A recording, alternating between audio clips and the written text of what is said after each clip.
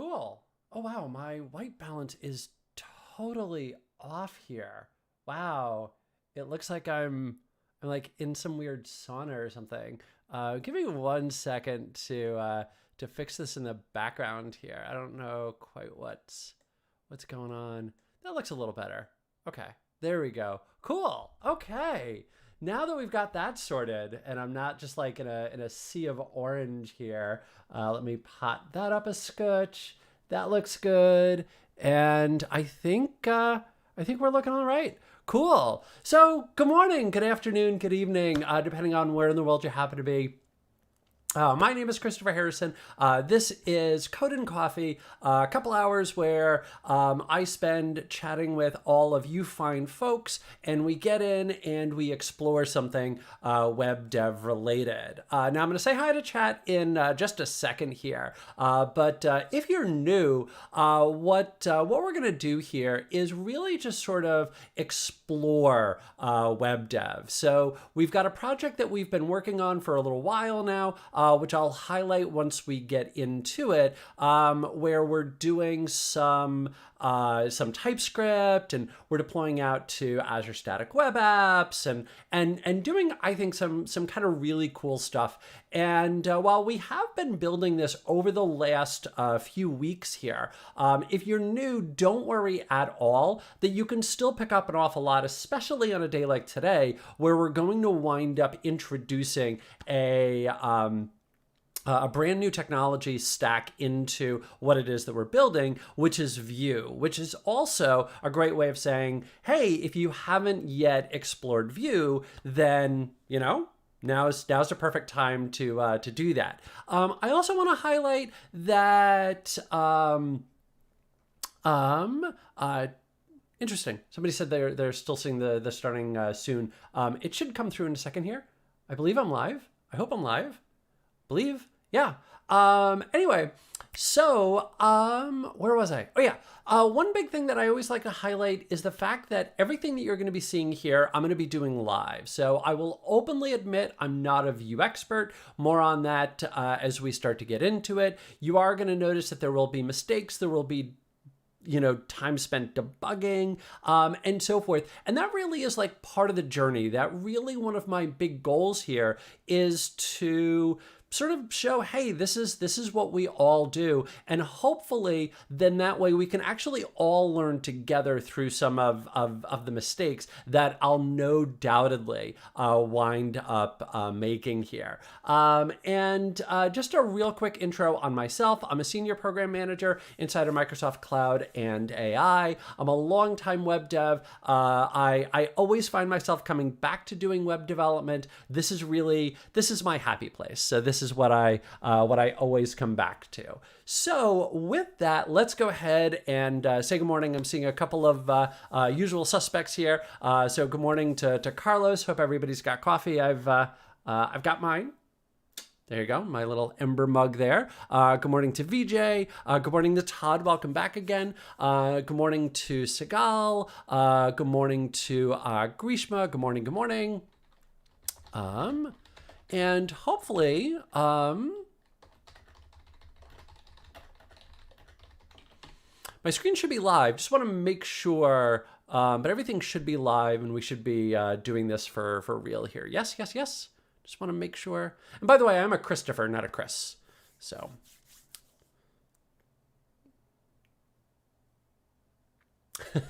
And good morning to Ross. Of course, it's morning for me. I'm sitting here in Seattle, and actually oddly sunny Seattle. We've had a couple of days of like clouds and so forth. So good morning to Andrew. Okay, fantastic. Well, with that, cool. Let's go ahead and take a sip of coffee, and let's go ahead and take a look at, good morning to Stephen. Let's go ahead and take a look at what it is that we've got here. Let's make sure that all my cameras are all looking good. Fantastic. Okay. So with that, I do want to highlight a couple of real quick things. So again, everything that you're going to be seeing here is live. So none of this is going to be prepackaged demos or otherwise. The other big thing that I want to highlight is please ask questions as we go through this. That one of the things that you are going to notice is that I'll spend a lot of time talking with chat, talking with all of you fine folks. So if you have questions or otherwise, by all means, feel free to ask. I'll do my absolute best to answer everybody. Now, I am going to point out what's just up above my head here, which is the goals for today. So what we want to try and do with our application here is we want to add in Vue. Now, this application we've been building over the last couple of weeks here, and I'll demo it in just a moment, but there is the GitHub repository. So if you wanted to go clone that and explore the code on your own, you could go ahead and do that. I really do need to update this README to include a few steps that you would need to walk through to get everything up and running, because there's just like a couple of little like packages that you need installed and so forth and so on to actually get this up and running. So I really do need to get that README updated. I'll do that offline. I'm not going to force everybody to watch me type out a README. I don't think that's going to be a great stream. So obviously we won't do that. But if you do want to see the code, that's where it all sits. And so you can see where it is that, that we've left off. So where we've left off, actually, you know what we can do is we can do this. Let me, it's going to be the easiest way for me to do this. Let me go to my Azure portal here and let me log in. Yeah, let's explore the website as it currently sits. So let me see. So this is actually published live. There's our little static web app. So we're using static web apps to host this. It's going to take just a second here to get all of the dogs to display. There we go. But this right now is our little website. So what you're going to notice here is that we've got our little list of dogs. You're going to notice that you can click register dog, which will then give you a form where you could go in and create a brand new one. And you can also click on the individual items, which in theory will pre-populate the form and display it. But we wound up sort of stopping short when we were doing everything last week, because one of the challenges that we started to run into, and this is sort of like the perfect place to introduce Vue, is how to easily set it up so that when I click on one of these items, it would go ahead and populate it. That's interesting. It didn't do it with the Cosmos, but it did it with Sammy. Interesting. I'll have to figure out why that is. But yeah, so we sort of left off here where now you can click on one of the items. It will give you the ability to then modify the dog and then go ahead and save that and so forth. So this is now the site that we currently have.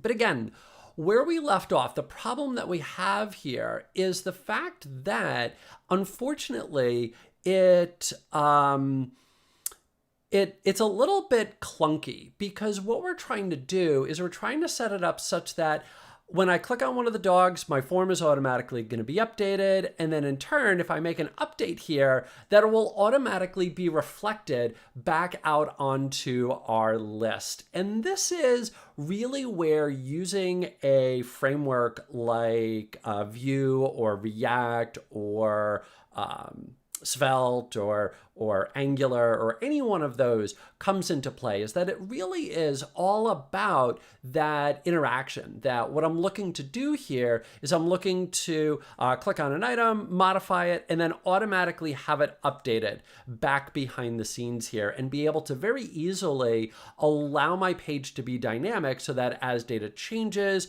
it will automatically update in other places and so forth and so on. So that really is sort of where we left off and why it is that we want to take a look at Vue. So Sigal asked the question, is this a continuation from previous sessions? It absolutely is. But if this is your first session, don't worry at all that Again, you can go grab the code from the GitHub, but you can still absolutely follow along. That the goal here is really just to get in and play around and explore. So I'm not necessarily directly teaching here, but rather it's an exploration. It really is a, hey, let's just go in and play around with something. So in this case, what we're going to play around with is Vue.js, and in particular, we're going to take a look at Vue 3. So what is Vue? Well, Vue is a JavaScript framework, and it falls under that very large umbrella of MVVM, Model View, View Model frameworks that now exist in this ecosystem. So we've got Svelte, we've got Vue, we've got Angular. You've got some of the older ones. You've got things like Knockout, and heck, in a lot of ways, you could actually do some of the stuff that we're going to be doing here with like jQuery if you really, really, really wanted to get in and do that. And one of the things that you're going to notice about all of these frameworks is, in a lot of ways, they do very similar things, but they will do them in rather different ways. So it will all be kind of very similar, that they're going to have a very, they're going to have a large overlap as far as a feature set goes, but their approach is going to be different. Now, those different approaches, yes, some can be better than others in certain scenarios and so forth and so on. And I am not here to start debating about what's better, Vue or React or any of them. I'm not getting into the middle of that. I'm, however, going with Vue. I'm choosing Vue here really for two main reasons. Partly because it's what I'm already familiar with, and there definitely is something to be said for that. That if you are going to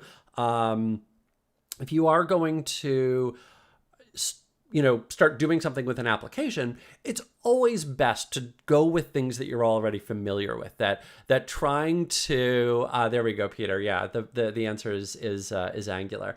So trying to build a brand new project and also learn something at the same time can really make things challenging. So going with things that you already know, there's definitely a lot to be said for that. But the other big reason that I like this is if we go in and we take a look at like the getting started here, what you're going to notice is, let me installation. Yeah, so I want to highlight two things. So first of all, on the installation, is you're going to notice here that if we wanted to, we could actually just reference this library sort of the old-fashioned way, that we could just go ahead and add in a script tag, point to a CDN, and then with just a couple of lines of code here, we could then go in and make our page dynamic. So you're going to notice that that we've got a little div tag right up here. We've got our little bit of code down below. And with like just that, we could go in and create an interactive page. And that's a big thing that I like about Vue, is that it feels to me anyway, this is my own personal opinion, this is not the opinion of Microsoft, this is Christopher Harrison's opinion. It feels to me like the learning curve for Vue is much more shallow than it is for Angular or React. That I felt like when I was learning Angular, and definitely when I was learning React, that I had to spend a lot of time just trying to figure out that initial structure before I could actually do anything with it. And what I like about Vue is I didn't get that sense, that I felt like, oh, okay, I can just add in a little bit of code and voila, now I've got something added onto my page, and I could add in a little bit more code and voila, now I've got something on my page. So I really like Vue because of exactly that. So that's why I like it. So this is going to be what it is that I'm going to focus in on. Now, I do want to highlight the fact that, yes, you can go in and add in the script, and then you could actually do something like this. So let's actually just talk about this code here, and then we're going to get in and start incorporating it with a bit of TypeScript, which, as you're going to notice, things are going to get a little trickier when we get in with TypeScript. But when we take a look at things with Vue, here's what I want to highlight here. Let me zoom on in. And I know you're just giving me static. It's all good there, Peter. So here's what I want to highlight. So up here, what you're going to notice is that we've got just a normal div tag here. We've got an ID of counter, just so that way we can go ahead and grab it. And then what you're going to notice is this little bit of syntax here with what are known as handlebars, that double curly brace syntax. And this is something that you see quite consistently in a lot of different templating tools, that with HTML, if I want to display something dynamically, like some variable, using that double handlebar syntax is extremely popular. That you'll see this like with Flask, you'll see this with Angular, you'll see this in a lot of different places. So that's now going to be a placeholder for counter. And then what you're going to notice down below is here is our bit of JavaScript. So this part right here, this is really going to eventually become our component or our app here. And this is now going to store everything that is going to make the magic of Vue happen. So what you're going to notice right here is this is now going to become our data. And then what you're going to notice is we're going to just return back a JSON object. So we're going to create one brand new property here called counter. And it's worth then highlighting, of course, the fact that that will now be displayed up there. So our counter will then eventually be displayed up here. And the way that that's all going to be brought together is by using this bit of code here. So we're going to create our app using that counter. So there is all of our object, and then we're going to mount it. So this is now where it's going to be displayed on that bit of HTML of counter. So if you copied and pasted all of that into a browser and you made sure to reference that Vue.js by using the CDN, congratulations, you've got a Vue app. That really is it. And you'll notice that, you know, they give you in the docs, and I'm a big fan of the Vue docs. I think they did a really good job here. But if you go in and you take a look at the Vue docs, they'll give you a lot of inline examples here. So you can see that we can even do things like setting an interval, so that way it will just automatically start counting, that we could go ahead and start doing attribute binding. And they also provide a lot of great examples on CodePen. And I'm a big fan of CodePen, that with CodePen, I can have my little bit of HTML, my little bit of CSS, my little bit of JavaScript, and I can go in and just start playing around here with all of the code. So I think the docs are fantastic. So if you're looking to get more into Vue here, you can absolutely go check out the docs.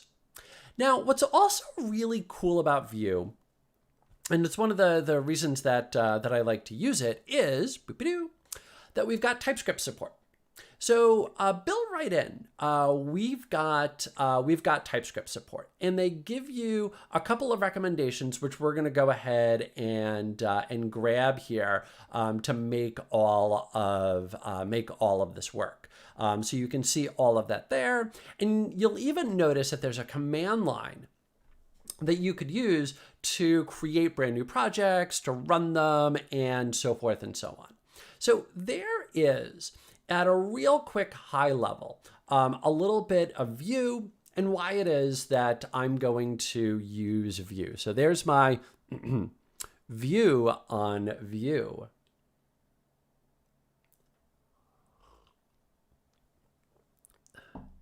Come for the coding examples, stay for the bad jokes. Okay. Most of these jokes are just for my own entertainment. It's okay. All right, let's let's turn our attention then to our application and start taking a look at how we can migrate everything over. Now, I appreciate the courtesy laugh there, Adrian. Now, the way that we've built our app. So here's our real quick folder structure. Let me just clean this up here. There we go. Jokes are free and worth every cent. Absolutely.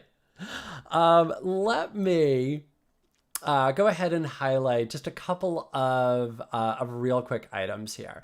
So first of all, what you're going to notice is that we've got an app folder right here. And that our app folder is what's containing the front end. And then we've got our API folder that's containing our backend code, which is all being run with Azure functions. Now, you're also going to notice that we are using Snowpack to do all of our compilation and things like that. And we'll take a look at how we're going to update that as well in just a couple of seconds here. And then you'll also notice that we are using TypeScript. And I'm a big fan of TypeScript. That what I love about TypeScript is that it makes writing JavaScript that much easier. So there's our basic structure. And again, you can go check out the GitHub repository if you want to go in and see all of the code. And so now I want to start to bring this into Vue. So there's going to be a couple of things that I'm going to need to do right away before we get started here, before we go anywhere with Vue. And the first thing is I am going to need to make sure that my Snowpack is up to date. So right now I'm on version 2.13 and 2.17 happens to be the latest. So I am going to need to update that. So let's go ahead and do that. So I'll say npm install Snowpack latest. That should do the trick for us. Chugga. There we go. Perfect. So that then updated. And we can actually, let me go back over here, +1 on TypeScript. I used to not like it, but now it makes life so much better. Yeah, you have to make sure that you've got all of those typing set up. It's a little bit clunky, like you get very used to in JavaScript, just like doing whatever it is that you want. But then what you start to realize is doing whatever it is that you want gives you a lot of bugs. So having TypeScript babysit you a little bit does help eliminate a full class of bugs. Anyway, so Snowpack here, this is what we're using to automatically package and manage everything that we need. And you are going to notice that it's got built-in support for TypeScript, and it's got built-in support for Vue. And so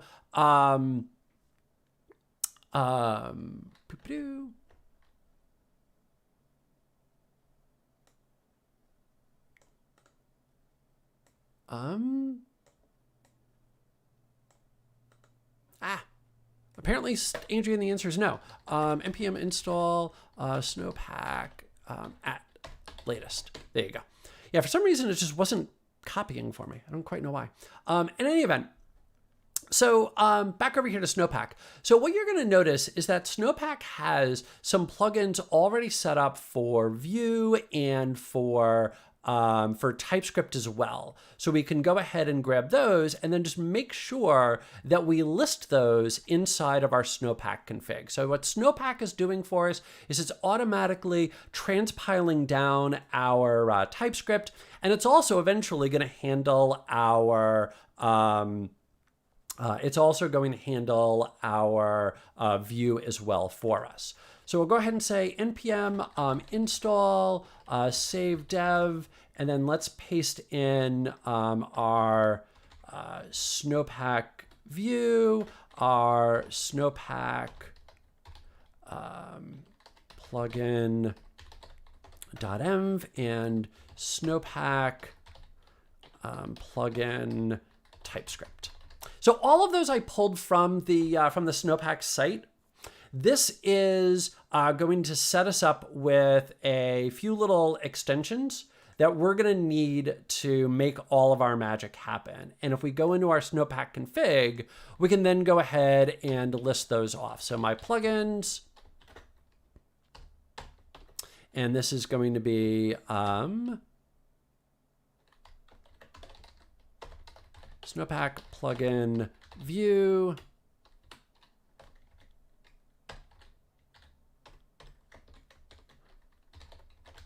And TypeScript. There we go. Okay.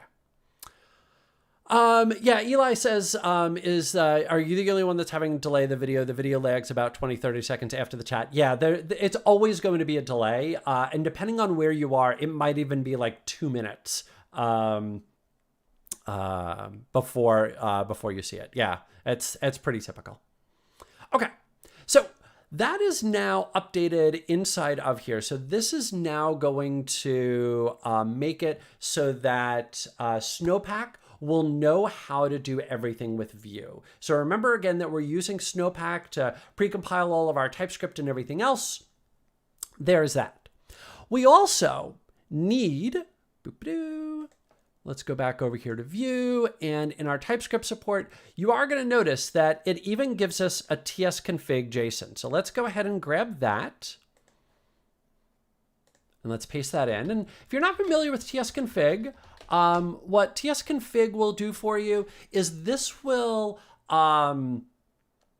indicate how it is that we want to compile our TypeScript into JavaScript, or transpile our TypeScript into JavaScript. And there's a couple of little options in here that you can go in and set, and you can go check out the docs on TypeScript for a lot more information about this. I'm just going to treat this like boilerplate code. Just go ahead and just paste that in, and away we go from there. So that's going to be my initial setup here to get everything up and running. So now I've got my Snowpack up and running, and I've got my Tsconfig up and running. So that's sort of just like the underlying architecture. And now I'm ready to start writing some code. So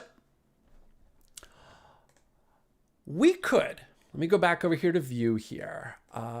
We could, if we were using JavaScript, use this type of syntax where we could set up our HTML, we could set up our JavaScript, and then just put everything in that way. We could do that. But the problem that we're going to start to run into is that, this is really geared more towards JavaScript, that as we're going to see, this doesn't work quite as well with TypeScript.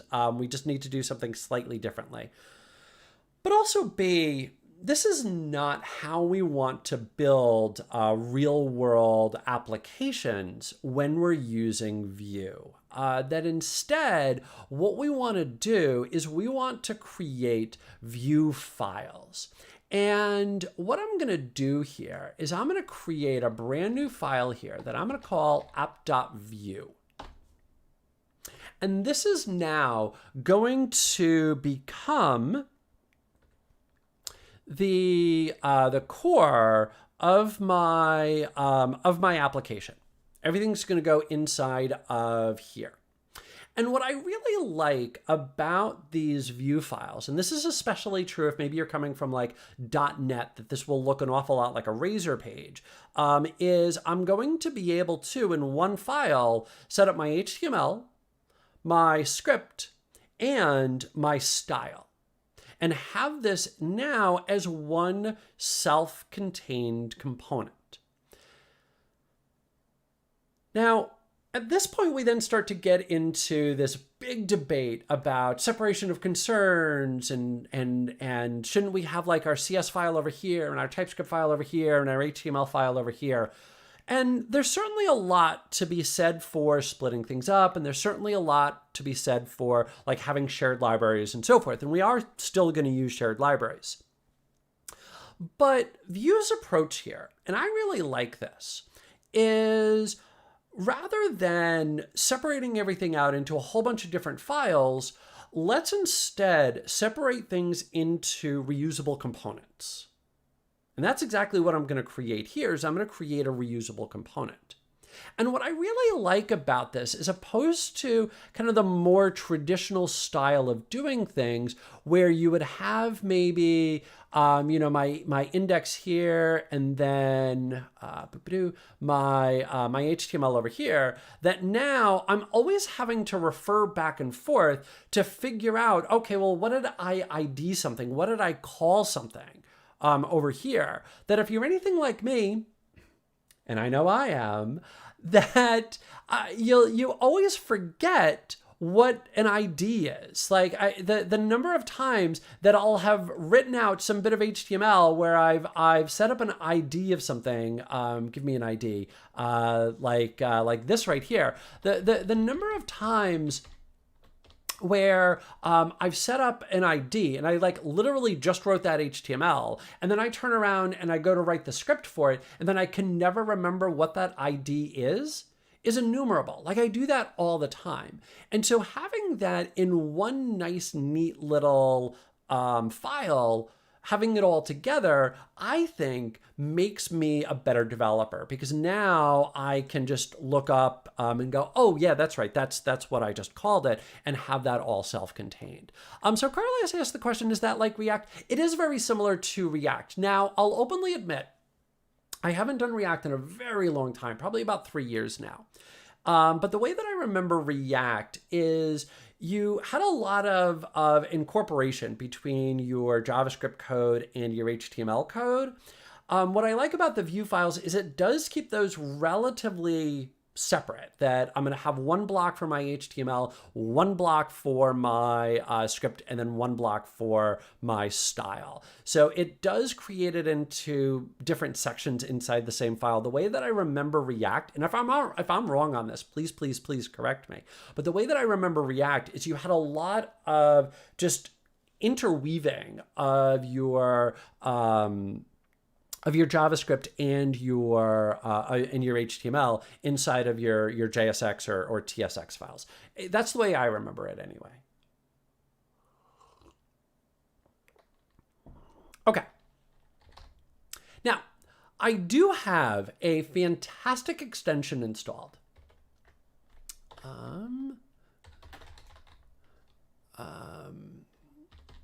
Actually, I can just do it this way. Chugga. Where is, yeah, there we go. Okay, so I've got an amazing extension installed inside of VS called Viter, that will have a whole bunch of templates that I can go ahead and use to automatically set all of this up for me. So all that I did is I just typed in Vue.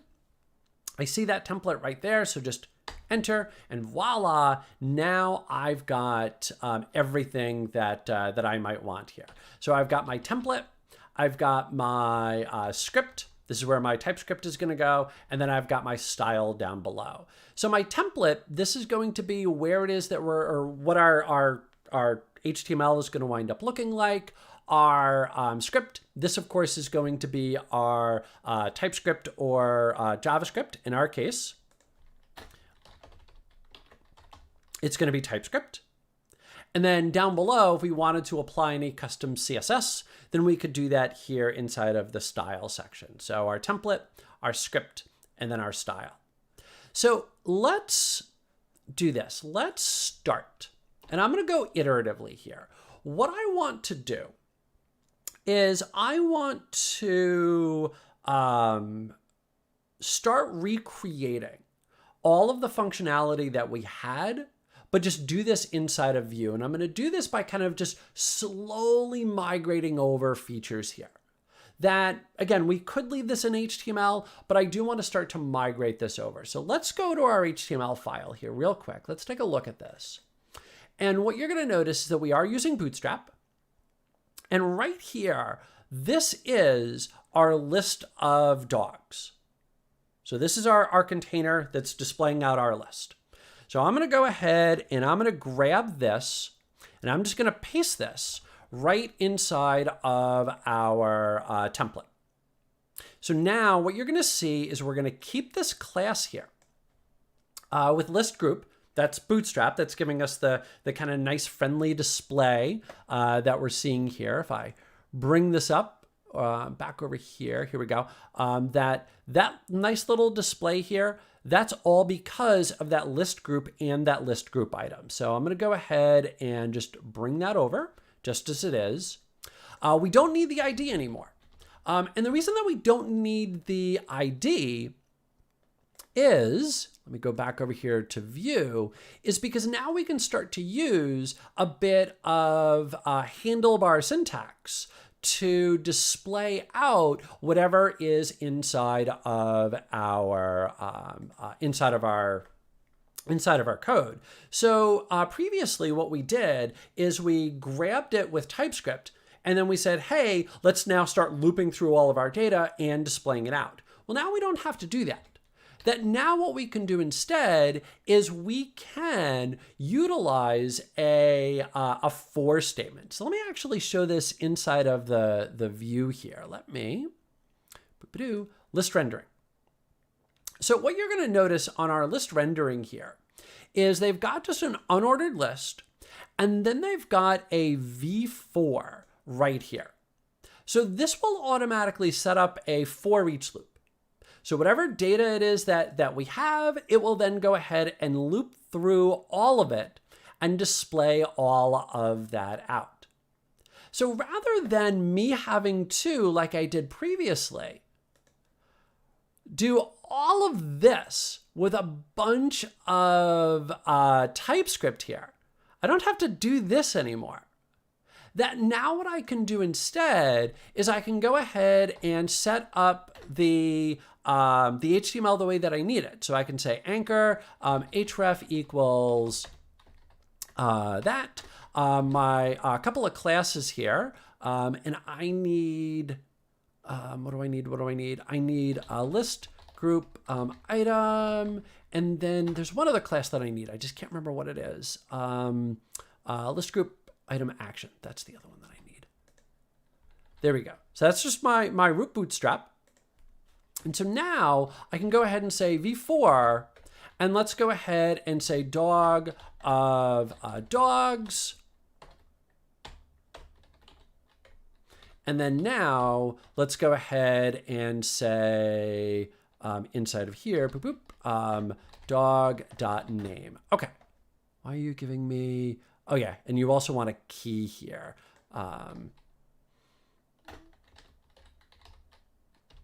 And let's just set that to be dog.id. There we go. Okay. So here's what I've got. What I've got is I've got my little for loop here. So we're going to loop through all of our dogs. I know I haven't loaded the dogs yet. Don't worry. Get to that in a minute. So I'm going to loop through all of my dogs, and then I'm going to display the name of each dog. Now, one of the things that Vue really wants is it wants an ID for each of the dogs. And there's a few different ways that I could do this, that I could go ahead and just use the name. I could actually set this up with an index and use the index as the key, or whatever else it is. As long as it's got something that it can use to easily identify each item, I can then set that up as the key here. And that's exactly what I've got. So I'm just setting that up as my key. So this is now my list. So again, this is just Bootstrap. So we've already seen that. This is now setting up my loop. This is now setting it up such that each item will have a key, so just an ID. And then this is now going to be what's going to be displayed on the screen. So that is now our syntax. And what's amazing about this is that little bit of syntax is now replacing all of this HTML, or all of that TypeScript rather. All of that TypeScript has now been replaced by, with the exception of the fetch here, more on that in a minute, but basically all of that's now been replaced by that little bit of HTML. That's cool. That's really slick. This is the power of using something like Vue or Angular or whatever it is that what would normally take multiple lines of code can now be done with a much terser, potentially much simpler, but certainly much terser, much fewer lines of code than before. Now, I know I don't have any data yet. We'll get to that in a minute here, but questions to here.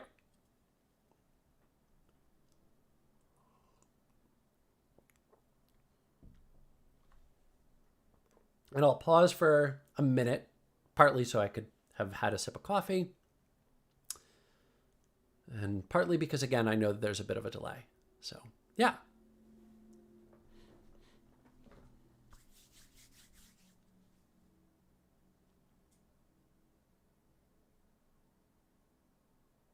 Cool. All righty.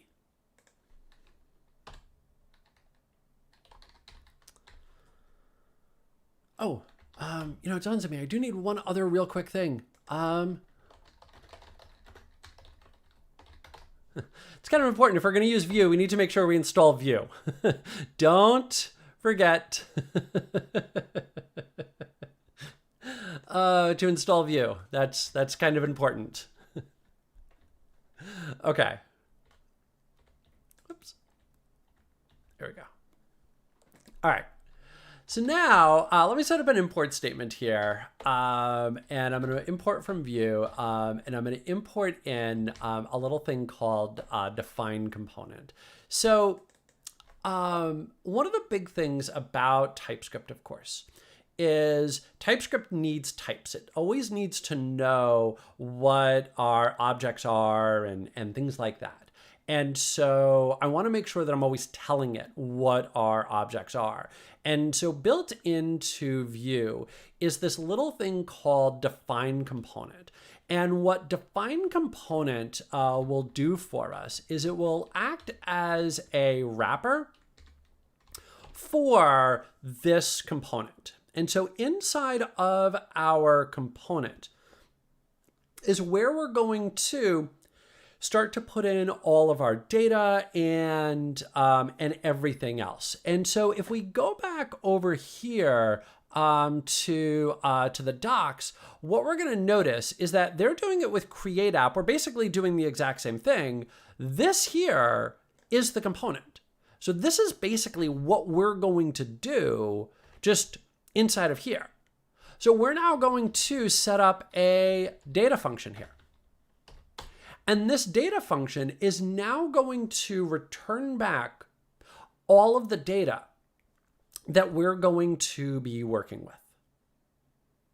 Now, one very important thing to keep in mind about working with Vue is that in order for the dynamic binding and all of the magic to happen, it needs to be able to see the data up front, or at the very least, it needs to be able to see the structure up front in order to be able to work with it. So what I'm going to do here is I'm going to then define my dogs right up front. Oops, return. Make sure I say return. There we go. Return dogs. And I'm going to define my dogs right up front. Now, I'm going to kind of walk in a bit of baby steps here. So for starters, I'm just going to define out a couple of real quick hard-coded dogs here. I'm just going to say name, Sammy, and then we'll just,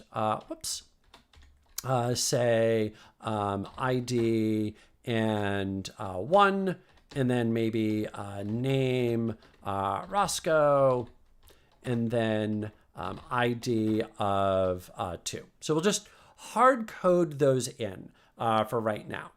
And so now Let's go ahead and draw some lines here. There's our wire up. There's our connection. So we're returning back an array of dogs. This will now be able to loop through and display that. So there is going to be the heart of our display. Now I know, yes, eventually we're going to need to get in and start adding in calls to our APIs and all of that. We'll get there. We've got time. But for right now, there's our core. So questions to here.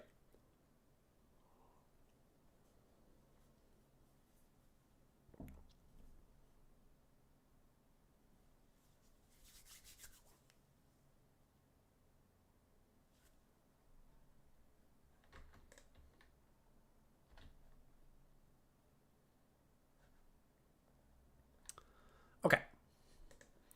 So based on the silence, let's come back over here to our index.ts. And actually, you know what I'm going to do? I'm going to leave this. I'm going to let that sit there. I'm just going to let that sit there and stew it. Let it think about what it's done. And I'm going to create a brand new one here. I'm going to create a brand new file over here that I'm going to call index.Vue.ts. And let me also then update our HTML here. Because again, this I am going to want to modify as we go. So let me go ahead and update our reference here to now point to index.Vue.js. Because again, so it's the JavaScript that runs. So this is now going to become our entry point for our application. And so what we need to do inside of here is we need to load up a little thing called create app. Todd says Vue looks like it's dropping several files into just 1 to 2 lines. Yeah. In a lot of ways, that's really it, is that it helps do an awful lot with a lot less code. Okay, so what I'm gonna need is I'm gonna need from Vue this little thing called create app. And so what create app is gonna wanna know is it's gonna wanna know what our root component is, and then it's gonna wanna know what to mount. And this mount here is going to be where on our page to display everything. So actually, you know, let me do this. I'm going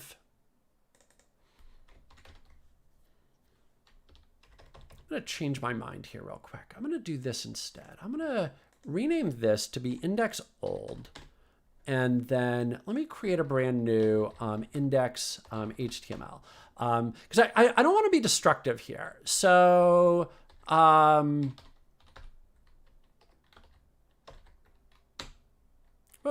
wasn't what I wanted you to do before. There we go. I don't want to be destructive here. So what I'm going to do instead is I'm just going to create a brand new HTML file, and let's put everything inside of a new HTML file. So let's go ahead and say script type equals module, and then src equals index Vue.js. There we go. Okay. All right. So we'll just put this into a new HTML file here. So now let's go ahead and set up a div, and let's give this an ID of app. And this is now going to host our Vue.js application. So this is now where that's going to be embedded. It's going to be embedded right into there. And it's going to be embedded because I'm telling it to mount that. So that's now where it's going to put everything. Now, again, with create app, and again, we could go back and we could see this in the docs, I need a component. And that's what I built over here is I built a component. So now I need to import this in. And this is, unfortunately, oh, that's funny. It's not going to honor carriage returns in the chat. That's fine. This is one thing that I do need to set up in order for this to work with TypeScript. I need to set up this little shims file, because here's what's going to need to happen. What needs to happen is I need to be able to import in that Vue file just like I would a TypeScript file. But the problem is that TypeScript, of course, does not know what a Vue file is. So what this will do for me is it will basically map a Vue file to a TypeScript module for me. And what this will now enable is an import statement. So now I'm going to be able to say import. This is boilerplate code. This you just paste into any project. It's just boilerplate code. We just need to have that. And that is now going to enable this. So now I'll be able to say import. And now I'm going to say .wack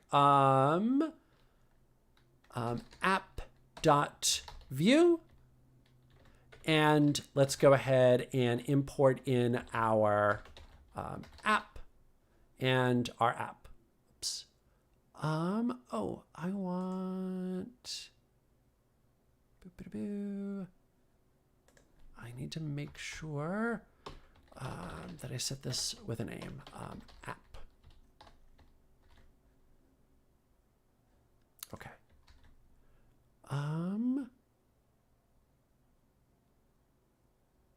Oh, my syntax is wrong. There we go. Okay. No curly braces, just that. Cool. So now, here's what this is doing. This is now going to load up everything from our Vue file, and then it's going to put it into that ID. Inside of our Vue file, what we've got is that bit of HTML that we've got, and then now there's all of our data. So in theory,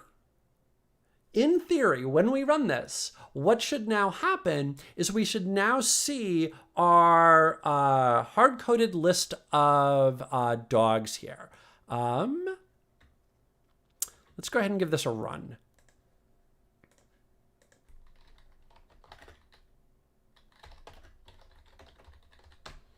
Give this about an 80% chance of working. Okay. No compilation errors, so it's a good sign. I'm getting a couple little TypeScript things. I don't think that's going to impact me. We're going to find out here.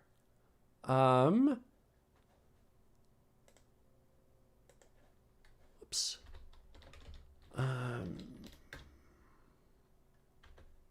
Did you actually?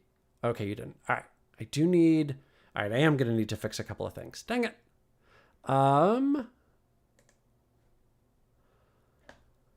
Let's see here. First of all, let me get rid of those two little errors. What's happening here is it's going, hey, that could be null. So it's just going, hey, you need to make sure that it's not. And that's fine. So I'm just going to leave that. And then the other thing that I need to do, let me go back to my Tsconfig here, is...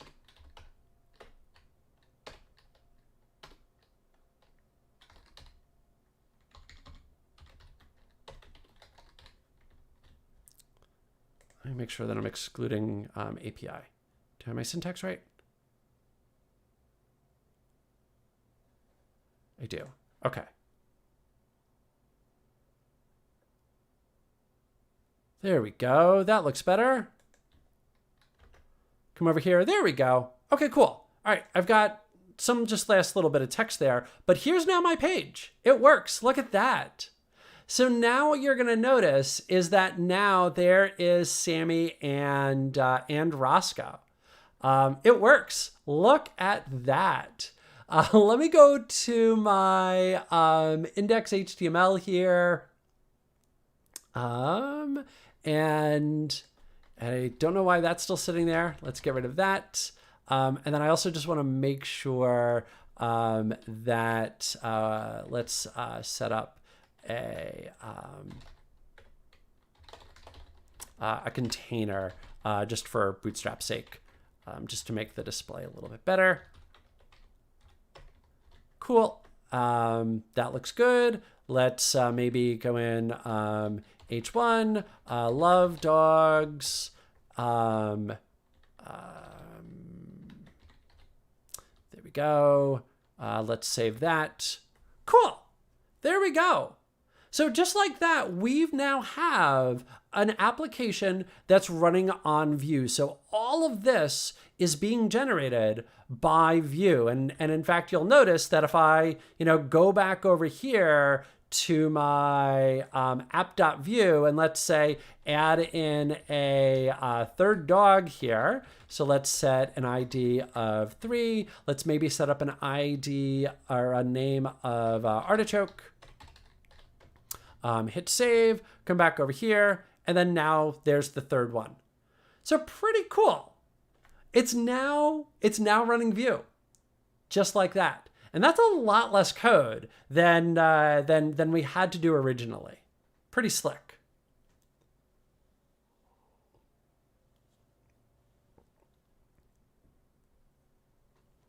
All right, cool.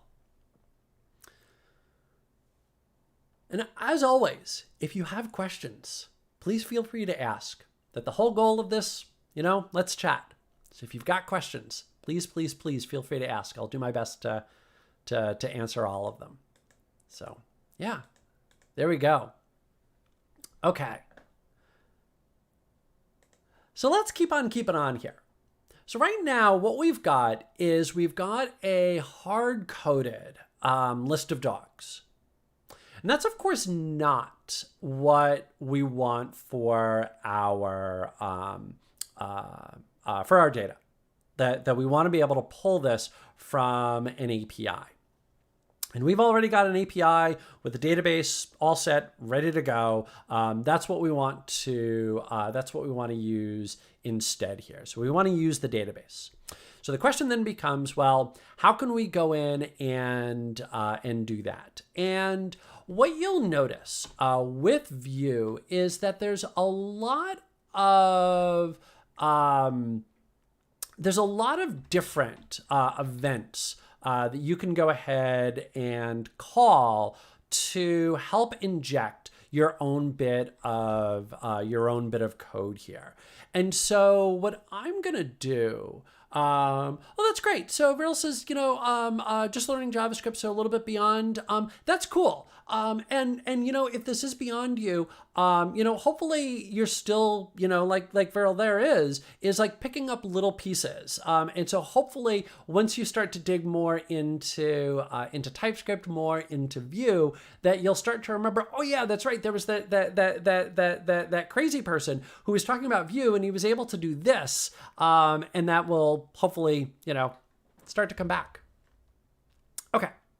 So what I'm going to do is I'm going to call created here. And I'm going to mark this as async. And what you're going to notice inside of created here is that I will have access to this, which will give me access to my dogs. So when I call this will give me the current component. And you're going to notice that I've got access to dogs right here. So what I can now do is I can now just empty that out. So let's just make that an empty array. And now let's go ahead and load up our data. So I'm going to say const response equals await fetch. Stop trying to make fetch happen. And let's go ahead and say API dogs. We had created this API earlier. This will just give us all the dogs that we have inside of our database. We'll say const JSON equals await response JSON. So that gives us back the JSON object. And then now we can go ahead and grab the dogs. And let me do this real quick. CD API and npm run start. I just want to highlight this real quick. There we go. So this is our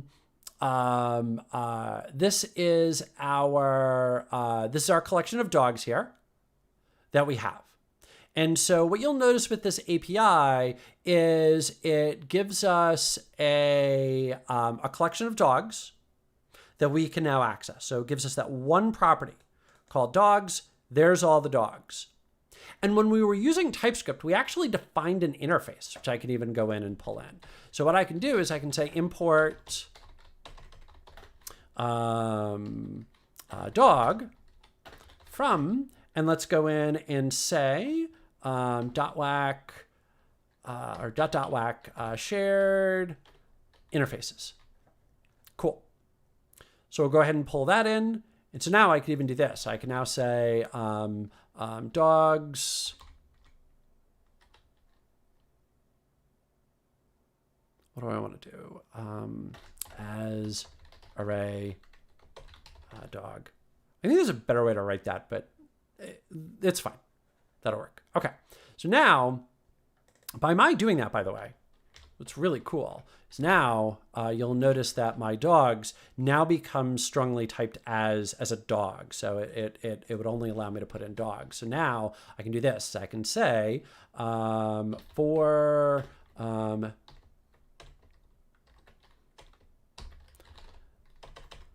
const dog of dogs as array dog. Oops. JSON. There we go. And now I can go ahead and say dogs, or this dogs push each dog. Okay. So now what I've got here is this is going to run when it's created. It's going to go ahead and fetch all my dogs, grab the JSON. And then if we remember, we've got that one property here of dogs. We're now going to go ahead and put that in and then push all of that out. So there is everything that we've got with our dog. So this is now going to pull this from the database. Pretty slick. So now this should have actually, automatically updated because it's automatically doing a refresh. There is now everything using our local mongoose. That's pretty slick. That's pretty slick. And again, it's far less code than we had before. So we are still able to go in and go grab whatever data it is that we might want. Now, one of the things that's worth highlighting here about Vue is the fact that unlike some other frameworks, I know like Ember has its own data store. I want to say, I don't know, Pete, if you're still around, because I know you do a lot of Angular, so I know you would know this off the top of your head. But I want to say Angular has some form of its own data store as well that you can go ahead and use. Vue, however, doesn't come with that. So you can use then whatever it is that you might want. So in my case, I'm just using fetch. If you wanted to go in and set something up on your own, you could go ahead and do that. Now, one of the other big things that we were chatting about when we initially set up our application is we were talking about the fact that we didn't necessarily have like a lot of separation here, that we've got our HTML here, we've got our TypeScript here, and we might be thinking, hey, I'd really like to spin that out. There's nothing at all that's preventing you from putting this out into something else. So like I could come over here and I could say store.ts. And then I could go ahead and say export. Oh, how do I want to do this? Let's just go export default, and I'll just create a JSON object on the fly. It's a simple way for me to do this. And I'll say, let's say get all.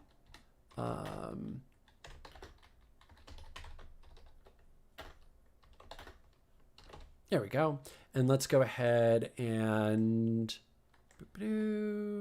let's just copy that code over to here. And now import dog from shared interfaces. And then let's go ahead and say return JSON dogs as array of dog. Okay. So all I've done here is I've just created a little store here. So this is now going to handle our fetch statement for us. And so now come back over here, and now I can just use our store. So now I could go ahead and say import store, if I can type it correctly, from store. And let's now just do this. Await store get all. There we go. Cool. And so now we've got our code a little bit more trimmed down. Our page is still working. Let's just make sure we're not like getting any error messages here. Let's just go back over here. Nope, no errors found. Good, good, good. Yeah. So now this is more streamlined. So just like that, now what we've got is our Vue page. We've got a nice little store. We're pulling in dynamic data. Like, we're starting to look pretty good here. It's starting to look like a real application. So yeah, questions to hear. Been a little bit quiet in chat this morning. Again, morning my time anyway. So just making sure everybody's still out there. Just gonna refill my coffee over here.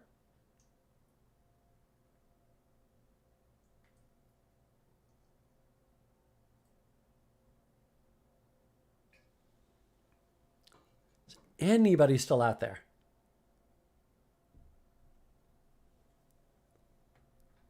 Maybe.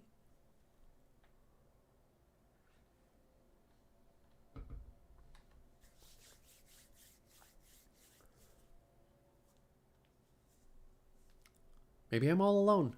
Okay. That's all right. I can live with that. Okay. Let's keep on keeping on here. So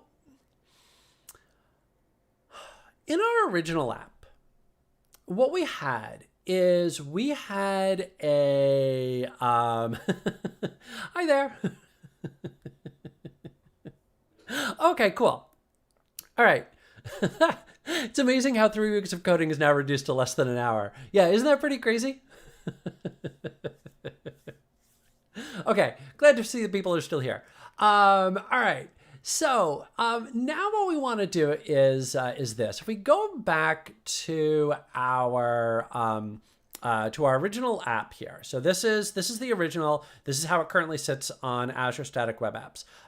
We've also got modal dialog here for our dog that will go ahead and display out the item here. I don't know why the first one isn't working there. That's really curious. But anyway, we've got all of that here. So what I want to do is I now want to set up our form. And the way that I'm going to do this to start, just for a little bit of simplicity's sake, is I'm going to I'm going to put the form maybe off to the side here. So rather than setting it up as a modal, I'm just going to put the form next to what it is that, that we've got. So let me come back up here to our template. And let's class equals calls 6. Whoops.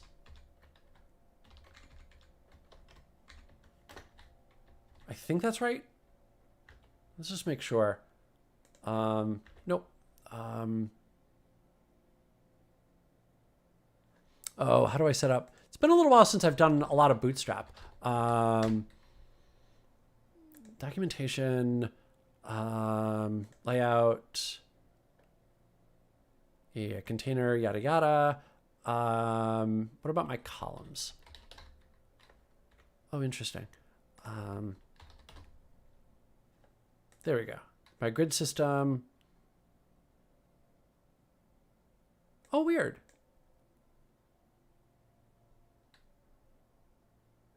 You're inside of a container. Oh, okay. Let's just do this. Let's just say call, and then let's go in and say section class equals call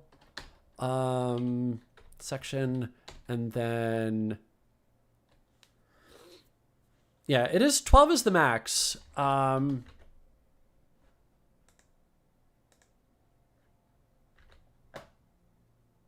Oh, do I need a row? I thought I didn't need a row anymore.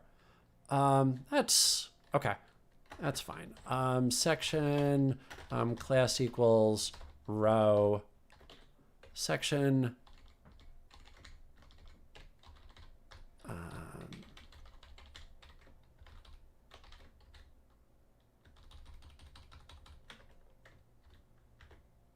There we go. Okay.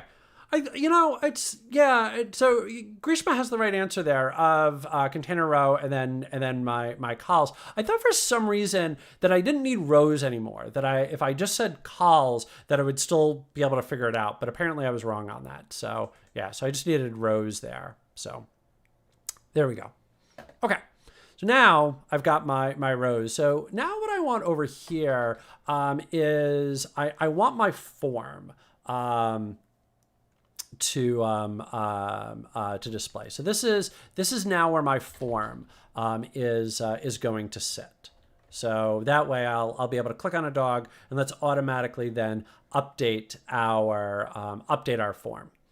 So we'll have those side by side rather than like messing around with modals and so forth. So there it is. Now, one of the things that I could do this, is I could go ahead and put my form inside of here. But the problem with doing that is if you decide, hey, this is the direction that I want to go, now this is going to start to get rather large, because now this is going to have everything for the display and it's going to have everything for my form. And so what I would like to be able to do is I would like to be able to spin this out into its own separate component and be able to call that.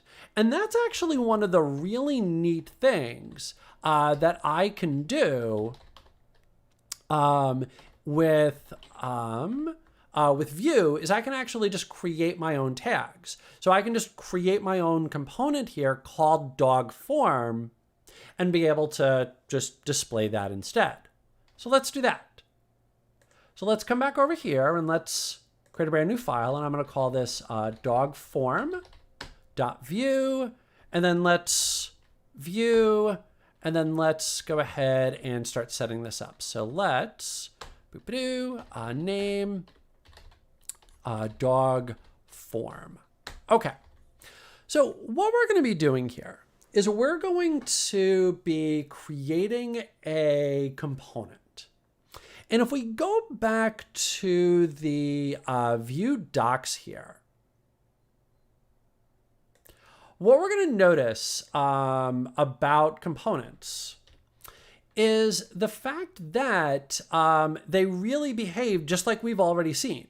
That I just simply give it a name. We could give it its own separate data if we wanted to, which we don't, but we could go ahead and give it its own separate bit of data here. And then you're going to notice that you could set up the template there as a property, but we're of course just doing it inside of the section. So we can just set that up like we did, and then we can go ahead and call it. And all of that works just fine, and we could now use that tag as often as we might as we might want. But the catch, of course, is if I tried to do that here, if I tried to now say data, what's my data? Well, remember, our goal here is what we're building towards. I want to be able to click on one of those items and have it appear over here on the right-hand side inside of my form. That's what I'm going for. And so what I want to be able to do is I want to be able to now pass in a selected dog here. I want to make it so that when you click on an item that we're now going to pass in a dog. That's what I'm looking for. So that's what I need to set up. So let me, instead of using data, let me highlight this. Passing data to child components with props. So what we want instead is we want a property. And so what we can do is, instead of using data, is we can say props, and then let's go ahead and just call this dog, because that's, again, what we want to display. And so now this will accept a property called dog. Now, we could absolutely actually just leave it like that. And if you keep scrolling on through the docs, what you're going to notice is that, we could just list that as a string and be done with it. Nothing else needs to happen. But the problem that we wind up having here is this really isn't going to be the best way for us to do it. That what we're going to want is this the spot that I want? No, I want components and def props. This is what I want. Okay. So what we actually want here is we want to be able to create a full props object where what we can do, let me, I'm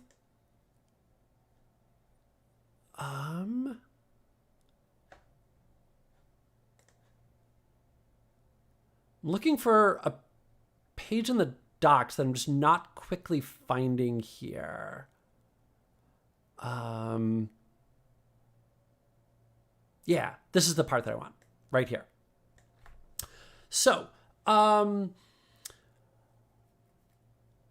of the things that we can do with our props is, rather than just giving it a name, is we can indicate data types. So we could go in and say, hey, we want this to be an object, or we want this to be a string, or we want this to be a dog, in our case. So we can go in and do that. And you're also going to notice that we can even set up default values. Now, one of the very important catches is, if you are going to set up a default value for an object, this is important. If you are going to set up a default value for an object, it needs to be returned as a function. So it needs to be set up like that.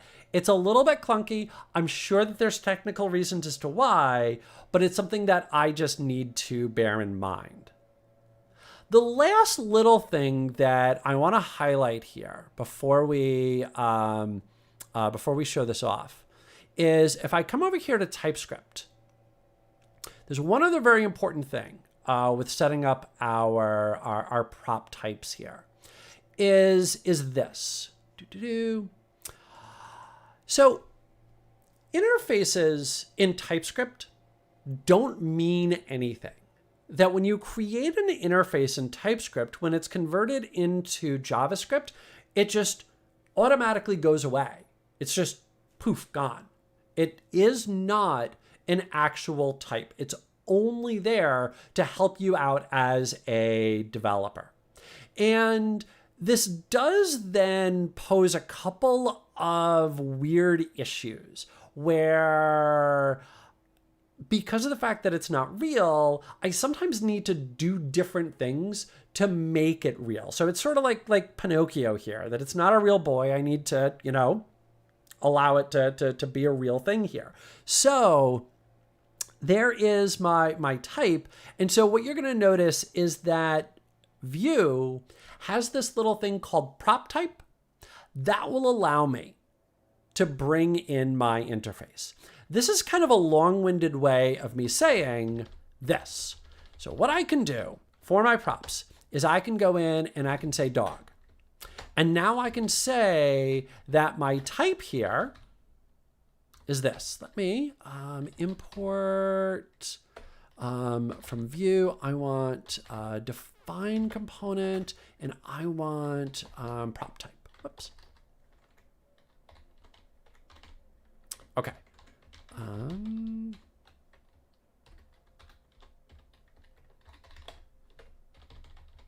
Okay. So now my type is going to be object as prop type, and then my dog. And let's make sure that I, you won't. I hoped you would. Import shared dog.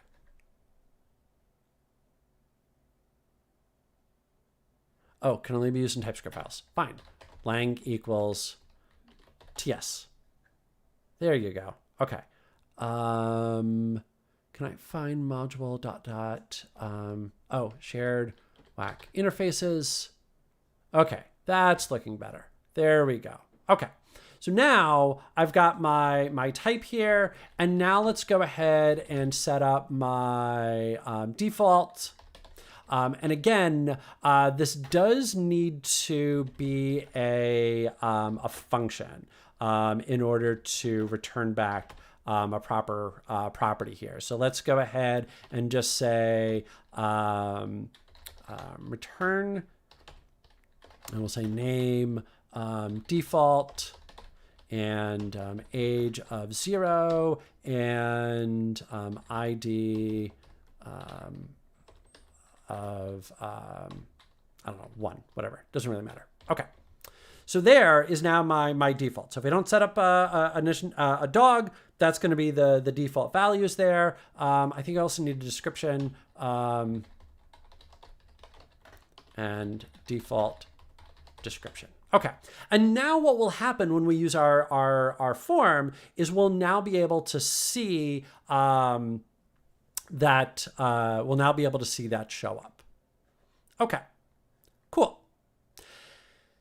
Now the last thing that I need to do is I need to bring in the dog form. So let's go ahead and say import dog form from, let's say, .whack dog form Vue, and then add in our component. Components. I think I can just, what do you want? You want, oh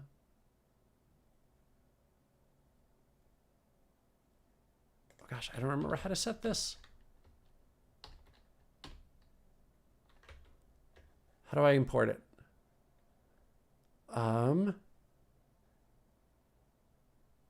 Components.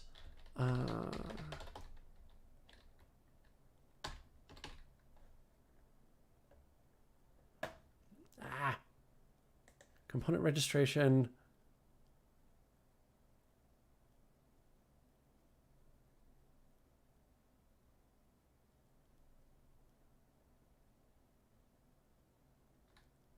Oh, that's what I need. Dog form. There we go. Okay, that looks better. There we go. Sorry. Yeah, so what this is doing down here, let me talk about that. I forgot what the syntax was for a minute there. So what this is doing is this is now making dog form part of our app. So now this dog form tag is now going to point to that component. And so that component that we created, it'll take a property when we get there. We'll have that as our type dog.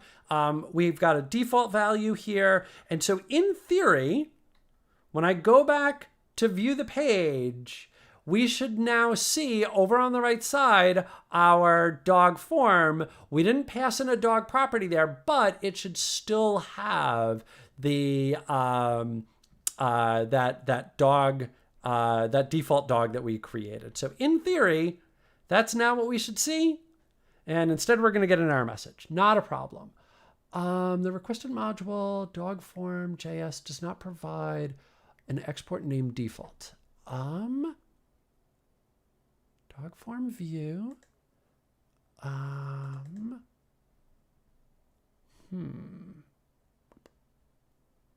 Okay, let's see. So it is exporting the default. That looks good. Import dog form from .wac dog form view. That's right. At least I'm pretty sure that's right. I think, yeah, I do need the view. Okay, so that's good. So now, is my syntax still wrong here? Components, no, that looks good. That looks right. Oh.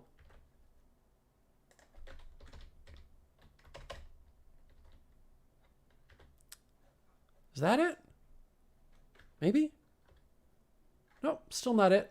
Requested module does not provide an export name default, but it does. It's right there. Or right there. What am I not doing? Okay. Let's see. Let's go back to the error message here. It's telling me the requested module dogform.js does not provide an export name default. Okay, that doesn't seem quite right. Let me, curious. Does it just need like a recompile? Like just a restart? Is that it? Maybe? Nope, that's still not it. Okay. We need to export dog form. Yeah, we've got that. Likely unrelated. Sometimes separating the defined const in the export statement fixes it for me in React. Yeah.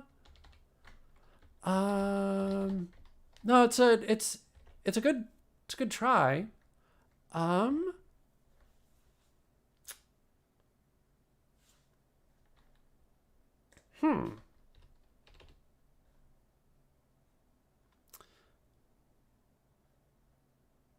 That's interesting. Okay.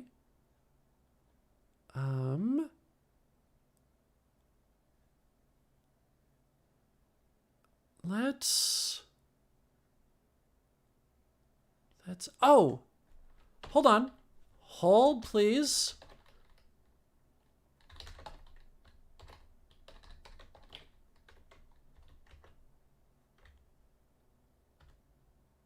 There we go. Okay. That's a funny error message. You know, I got ahead of myself. Yeah. That's a really funny error message. That is not at all what I would have expected. But now I guess we all learned something here.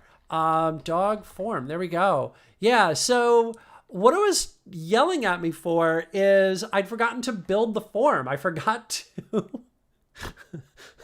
I actually forgot to put in the HTML here to display it out. So that's where it was giving me the error message there. So yeah, an empty template caused that. I never would have guessed that. That's funny. Yeah, there you go. This is actually one of the big reasons why I like doing this. Without having, like a script or anything like that, is because, like these are the types of things that real people run into. And sometimes you just get like really weird error messages that just don't make any sense. And so I really like to just have those moments pop up and try to use that as a learning experience. So yeah, an empty template caused that. Yeah, it's a really weird error. Never would have guessed that. Never would have guessed that. Yeah, it's because the template was empty. That's funny. I never, wouldn't have put that together. All right. Yeah. Huh. Okay. In any event, let's build up our view. Let's build up our form here. I'm just gonna copy this.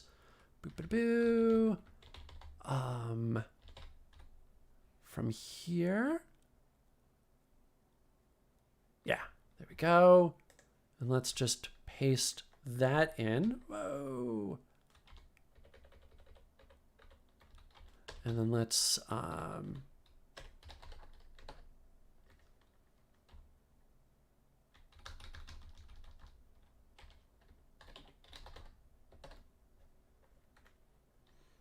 grabbed one too many div tags, I think. Yeah. Okay, there we go. Okay, so here is our, here's our little form. A lot of this is Bootstrap code. So that like that form group and the classes and all of that, a lot of that is Bootstrap code. Now, what we can do here is this. Let's go back to the docs real quick, just because I want to show this off. And I want form input bindings. So what we want to use to bind things up is going to be vModel. And so with our vModel, now what we can go ahead is say whatever properties it is that we want. And so if we remember, we set up a property here called dog. So now what I can do is on the name is I can say vModel, and let's make this dog name. For our age, I can say vModel dog age, and then for our description, I'll just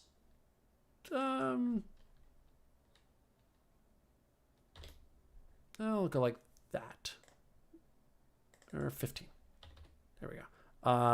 And then we can go ahead and say vModel equals dog description. Okay, cool. So now I've got all that saved. Now let's come back over to our actual live page. There we go.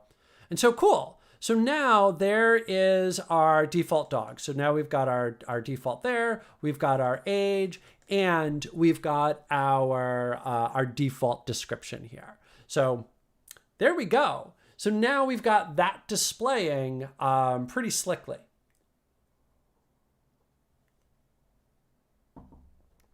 Cool. So we've got our display. Now we've got our form. And so now what I want to do is I want to set this up so that if I click on one of these items, that it will then go ahead and highlight that item over here. So let's go ahead and do that. So let's see if I can't remember how I want to build this. I want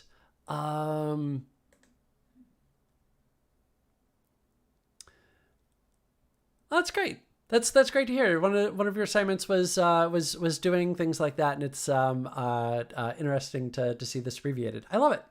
That's fantastic. Cool. Okay. Looks tough to set up and learn. So,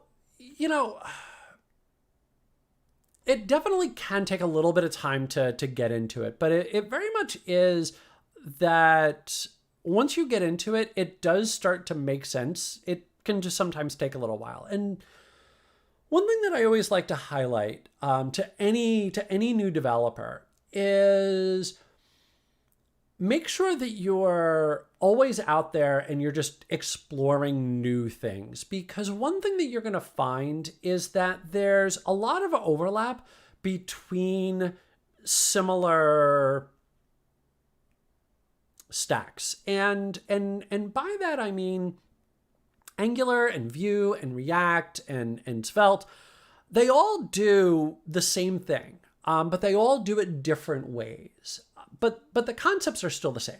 And if you've learned one, migrating over to another can then become that much easier because you then already have a lot of the terminology. You already have a lot of the core concepts that you need to know. And so then bringing that knowledge over to something new becomes more straightforward. And so that's one thing that I would say is that, yeah, learning the first one can definitely be challenging, but learning the second is going to become that much easier. And learning the third is going to become that much easier. That you're just going to start to notice a lot of that similarity, a lot of that overlap. So anyway, okay. So let's come back over here. So what I'm going to do is I'm going to create a brand new property here that's going to act as my go-between between my main component and my form over here. So what I'm going to do is I'm going to create edit dog here as a dog. Edit dog. And let's just, like learning Portuguese after Spanish, or really, in a lot of ways, I think just like learning a third language. If you've already learned a second, learning a third becomes easier than learning the second. I think in general, but certainly, if you've got, Portuguese to Spanish, then to Italian, all of, you're going to notice a lot of that similarity. And so it just becomes then, again, easier, relatively speaking, to then do that. Okay, so let me edit dog. Can I do it this way?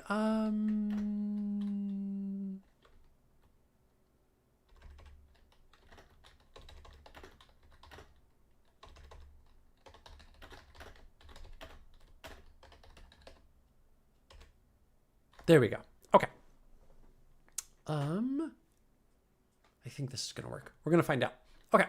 So here's what I'm doing is I'm adding in a brand new property here. And this is now going to act as my go-between. So this edit dog is effectively going to become my state. Now, for those of you who are familiar with React, you might be thinking, well, why not just use something like Redux or Vuejs for something like this? And I absolutely could. But I want to try and avoid getting really too deep into the weeds here. Some might even argue that it's too late for that, but okay, that's fine. So I really want to avoid getting too deep into it. And I'm going to go with a slightly more straightforward pattern here. So I'm just going to create a property, and this is now going to be what we'll edit whenever we, or what we'll use whenever we want to pass in a dog to be edited. So now let's go ahead and come back up here to our dog form, and let's say at dog equals dog. So this at dog, this is now going to become that binding property here. And in fact, here, let's just do this. Let's go ahead and as dog, and let's go ahead and say name component age 6 and description default dog. Okay, so let's just wire this up with a little bit of hard coded, and you're not working. Why are you not working? No errors. Do I have an error message in here? Property dog was accessed, but is not defined on the instance. Well, that's interesting. Am I not binding that correctly? I might not be. I want props. And, oh no, I don't need the @ sign. There we go. Oops.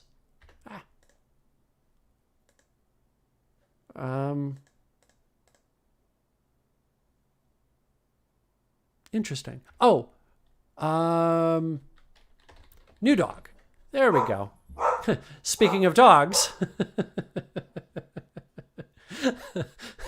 Sammy has decided she wants to say hi. There we go. Edit dog. Just using wrong names here. Apparently I just need more coffee or something. There we go.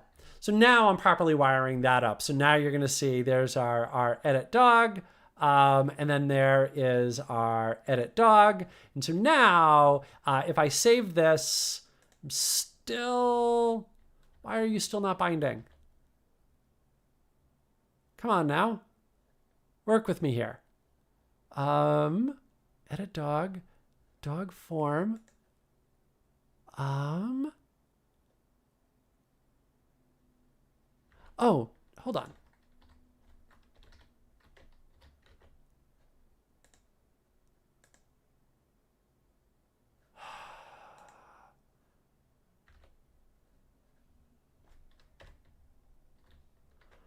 All right. Why is this not working? Passing an object. Oh,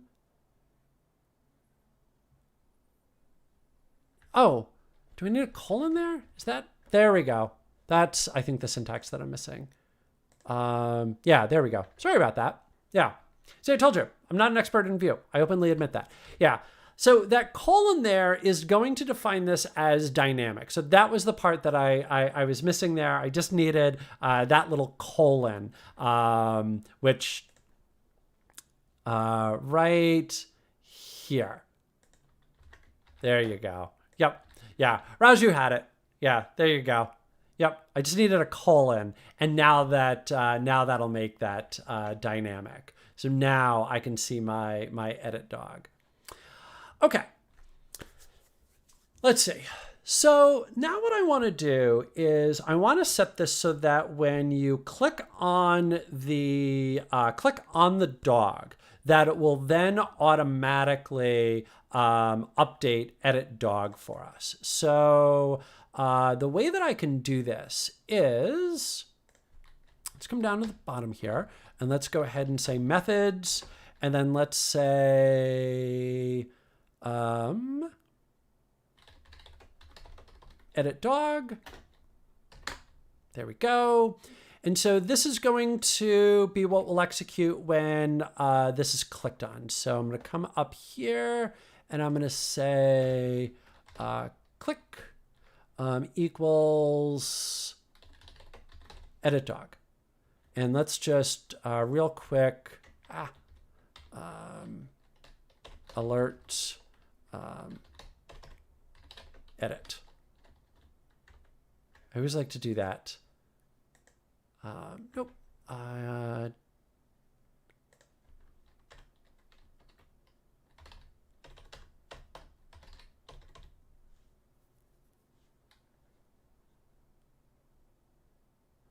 Why are you not?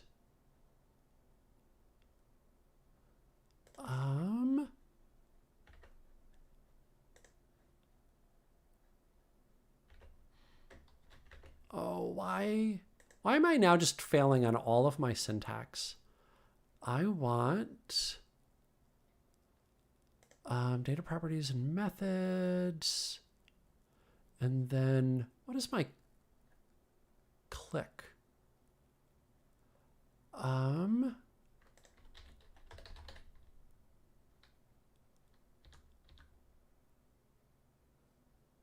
Add click. That's what I had though.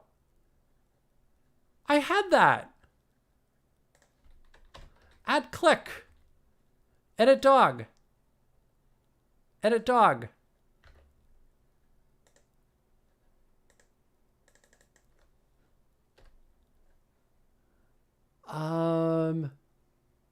Edit dog is not a function. Why not? You're there. You're listed. You're a property. Methods. Click. It's right there. Add click.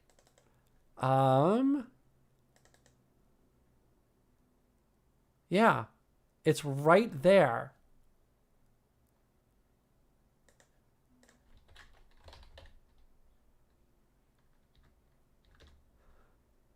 Reverse message.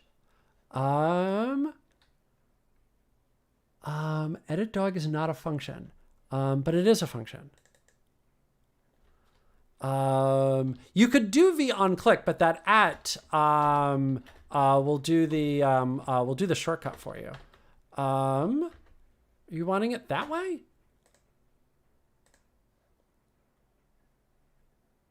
Oops.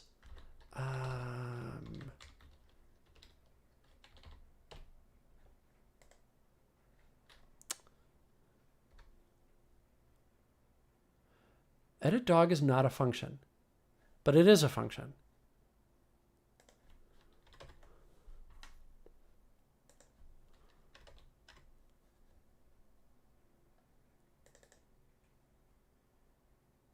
Okay, I'm just moving too fast here. Hold on. All right, let's come back. Let's slow down here. Okay, so event handling, methods, reverse message, and then v-on click, or at click will work as well, and then the name, and that will call that, and then it will execute, in theory. So, methods, edit dog. Let's just make sure. Methods, it's an object. Yep. Edit dog. That looks good. And then I've just got an alert, because I really don't care. I'll just do console log instead. I don't think that'll make a difference. Watch, it will, just to mess with my head. And then that at click should work, but let's just v-on click. There we go. Edit dog. That looks good. Oh!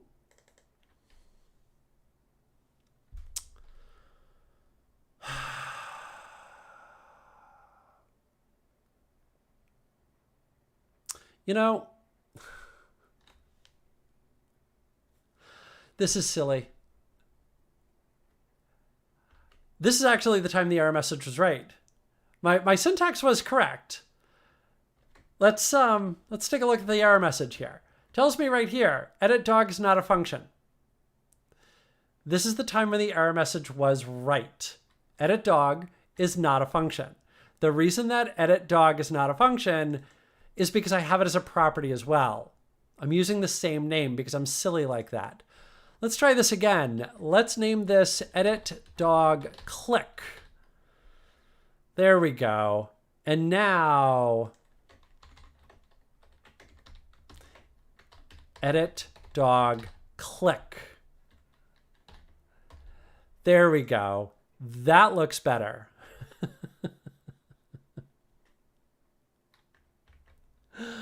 Oh gosh. All right.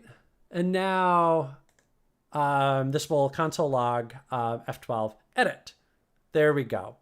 That looks better. Okay. Good gravy. Okay. Now, one thing that we can do here, which I really love, is we can actually pass in parameters here. So you'll notice that I've got my edit dog click. I've got my dog. You'll notice that I've got my v4 dog of dogs. So I can actually just pass that in to that function. So now what I can do is I can come down here and I can go ahead and say dog, dog. And now you'll notice, let's go ahead and just print that out. Let's hit save. And now if I come back over here and I click on each item, that here is each one. So you'll notice that I'm able to just pass in that dog as an object there, which I think is fantastic. It makes it so easy for me to now just grab the object in question, is that I can just pass that in, and now I know the dog that the person clicked on. Pretty cool. So now let's go ahead and do this. Let's set up our edit dog. So now I'm going to say this edit dog equals, and let's go ahead and use the spread operator for our dog. So what this is going to do is this is now going to copy the dog over. So that way we're not going to be editing it live. We've got just the copy of it. Let's go ahead and save that. And so now, bloop, bloop, bloop, bloop, bloop. Sound effects always help. Pretty slick there that we were able to get that up and running. So our edit dog, we just update that property, and now voila, it will go ahead and allow me to edit that dog. Well, or see it in the form. I haven't yet edited it yet. That'll come here in just a second. So there's that. Pretty slick how we're now able to go ahead and do that. So now what we want to do, we want to close this out here with this is, let's go ahead and say div, without the undefined in the description. Yeah, that's a really keen eye there. That one really nice thing that Vue is doing for us is if it knows that, hey, there's nothing in there, it's actually just putting in an empty string rather than undefined. So yeah, so that's pretty slick there. So we've already gotten a nice little benefit out of that. Okay, let's go ahead and add in a button here. Type equals submit, and class equals btn, btn success, save. There we go. Cool. And let's come up here. So one really neat thing that we can do is this.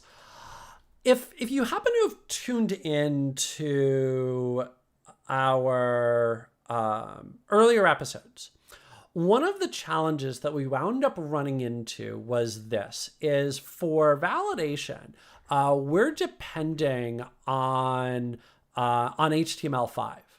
And so with HTML5, what's great is that if we leave something blank and it's required, it will then give us an error message, which is wonderful.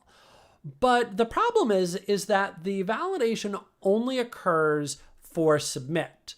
And if you submit a form, what it wants to do is it wants to round trip the entire page. It wants to round trip the entire form. We don't want that to happen though. All that we want is we just want to take advantage of the validation. We don't actually want to submit the form. It's sort of running contrary to what it is that we're trying to build here. So what's really cool is that we can actually just say, hey, prevent the default from occurring by just adding that little tag in, just that @submit.prevent. And now this will automatically prevent that from submitting. So just gonna, on the rows here, I'm just gonna trim this down to like 5.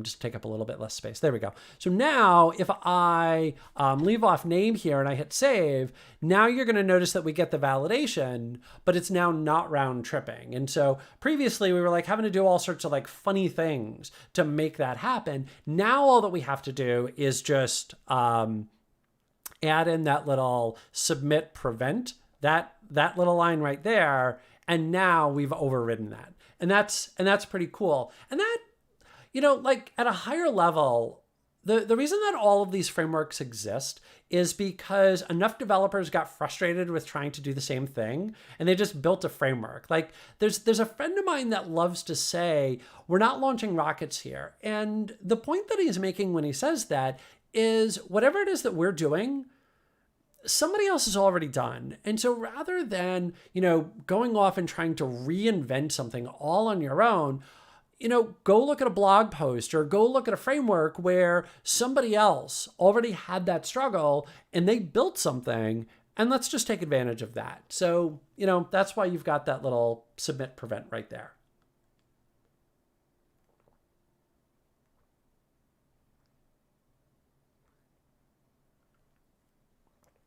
Okay, cool. Remember, kids, drink your water. Okay. So there's that. So now let's kind of walk through everything. So what I've got is over here on the right side, this is our form. And then sort of like on the outside, if you will, like this is our entire page. And what I now want to have happen is when that save button is clicked, is I now want that to raise out an error or raise out an event that we can go ahead and capture. So that's now what I want to do. And so if we go into our components here, where is this? Listening to child component events. So what we can do is this. We want yeah. So what we want to do, let me, just trying to find the right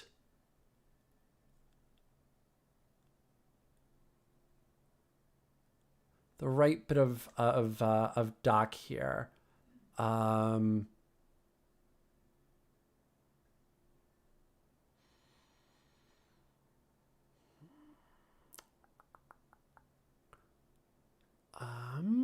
Give me 1 second. I just want to make sure I've got what I want.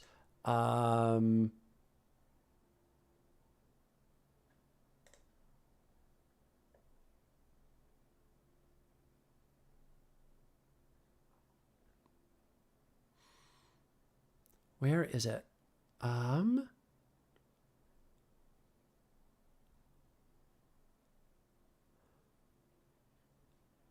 Hold on. I want emitting is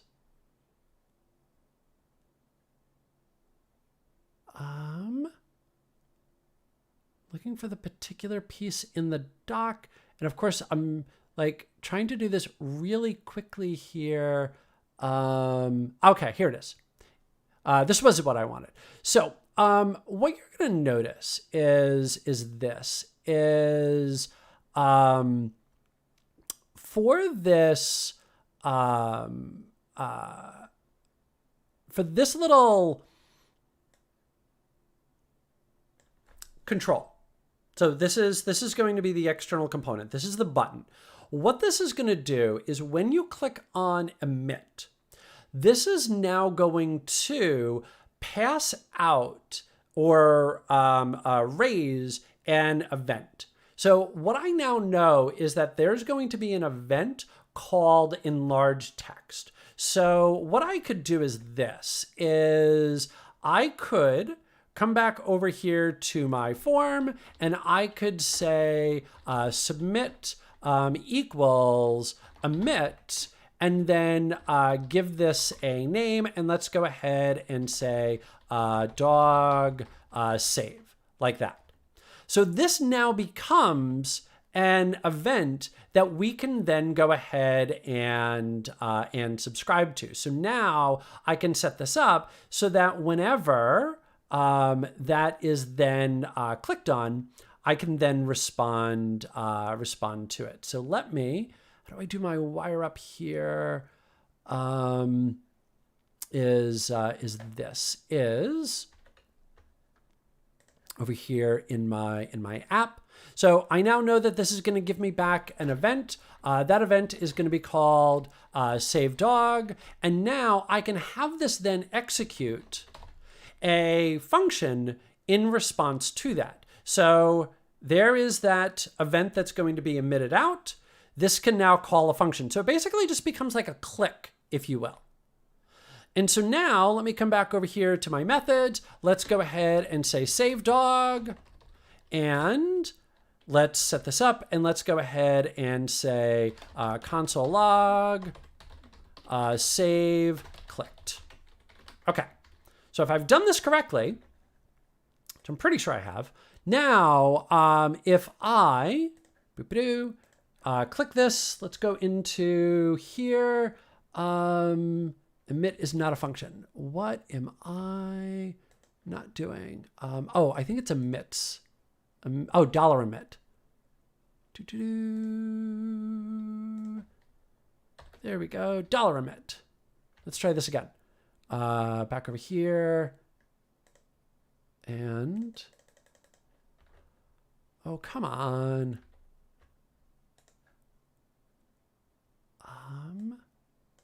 Emit, and then,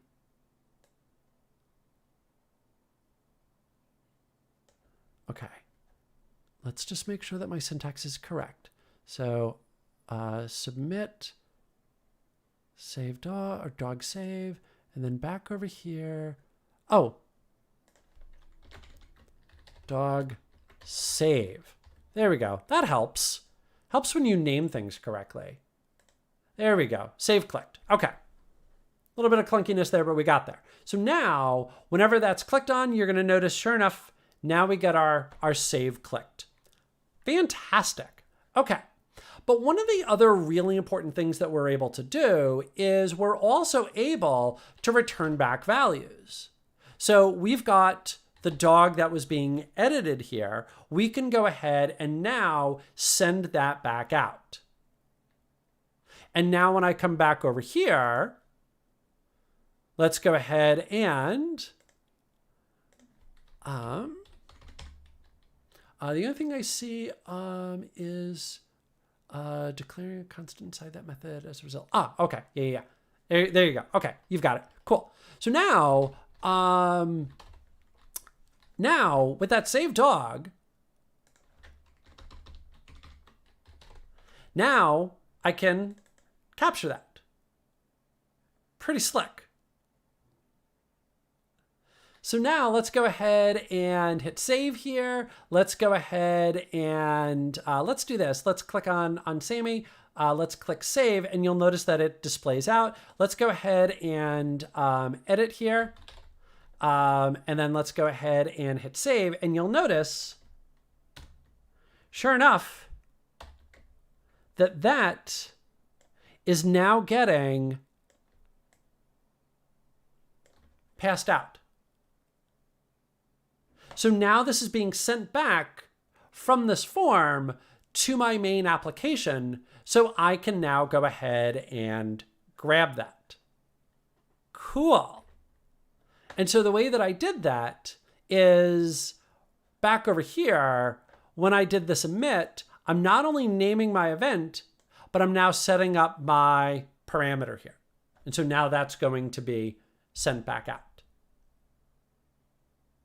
So now what I can do is back over here, instead of console logging this, is I can go ahead and save this. So let's async. let's go ahead and set this up in our store. So what I'm going to do is I'm going to say await store update, and then let's pass in the dog, and let's, will you create a function automatically for me? You won't. Fine. Store.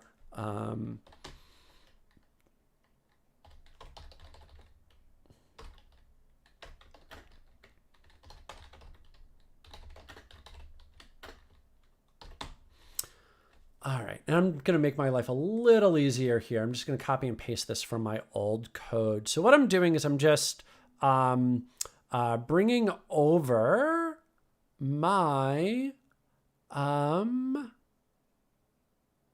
update code. Where's my put? There it is. Bloop. And into my store. Bloop. There we go. Okay. And then my dog. Okay. Cool, cool, cool. So now there is that. We're going to go ahead and await, and there it is. Okay. Cool. So now I've got that, and now I've got that now updated. All right, let's go ahead and update the item in the array. So let's go ahead and say const dog index equals this dog's index of, and let's say our search element will be this dog's find, find index. I'll just do it that way. How about find index d id equals dog id. Oh, interesting. Did I not? I need to update my interface real quick. Where is my interface? Because this should now have an ID. ID string, and let's mark that as optional. There we go. Okay. Now back over here. There we go. So now that will go find the dog, and now I can go ahead and say this dogs.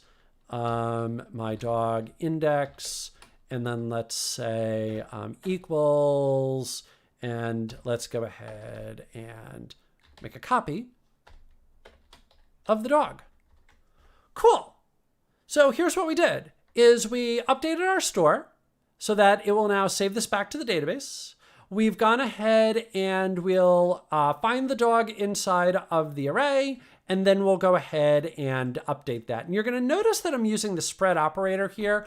And again, that's just because I want to make copies. I don't ever want to mutate objects. I just want to copy it. So I'm just going to replace the item and put in the brand new one. And I think that there's a fancier way that you can do this in TypeScript or in JavaScript in general. But this bit of syntax will actually work just fine. So now let's go ahead and let's see this in action here. So let's click on that. Let's go ahead and I don't know, Casper. And let's set up a description. This is a test edit. This is only a test. Let's go ahead and hit save. And now you're going to notice that this updates over here. And we would also notice if I come back over here to my database, and I can't remember which one I'm using anymore. I think it's in here. Yeah. And 1, 2, 3. 1, 2, 3. Uh-oh. Did it not save? Why did you not save? Oh, because I'm updating the name. Shoot. I've got a bug. I'm gonna have to go back and fix that. What can I do? What can I do? What can I do? Oh, I know what I can do. Right. Okay. Funny story. So what you're going to notice here is that it's not updating inside the database. And it's not updating inside the database because we did something kind of funny. Is we are looking this up based on the name here on the put, which is really not the best way to have done it for exactly this reason. So what I'm going to do is I'm going to say this edit dog name, and I'm going to update my store to now say original name string, and then this is going to be updated to now say the original name. There we go. So now that put should work. I'm going to go back into my API code here and just make sure of that.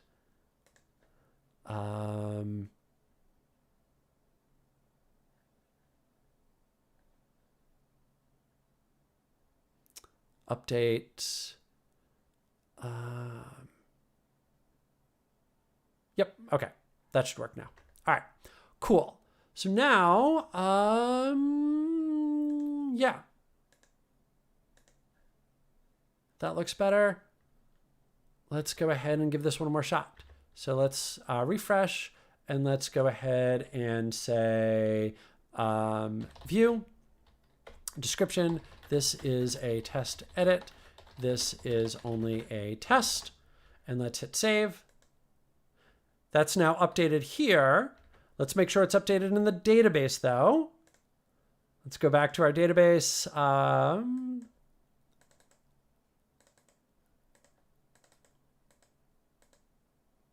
Why are you not? I wonder if I'm getting a cached instance. What is happening? I refresh. I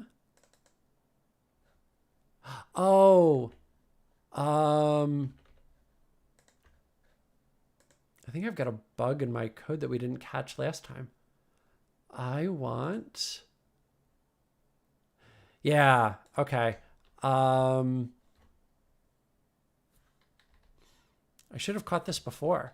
Context, binding data, name. There we go. All right.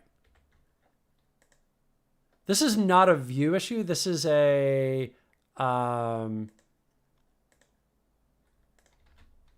that was an issue with my earlier code.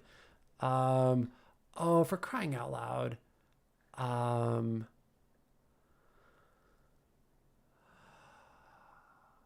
Interface stock document cannot send me those things.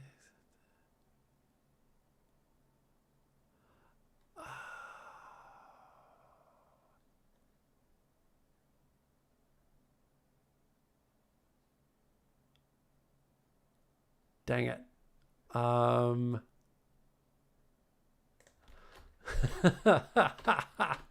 I've got issues.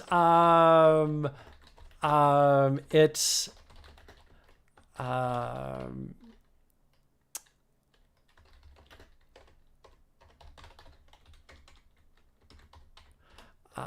it's giving me an error because I redefined my interface for local, which has the ID, and it's giving me an error because of Mongoose also has an ID, and it's going, hey, you can't have both of those. So that's why it was giving me a bug there. So there we go. Okay, now this should actually save into my database. Let's give this one more shot here. Okay. Refresh and view, and this should now work. Please save. Okay, and let's go check our data.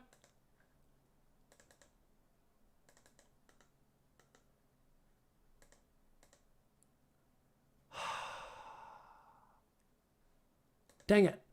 All right, I've got a bug in my function.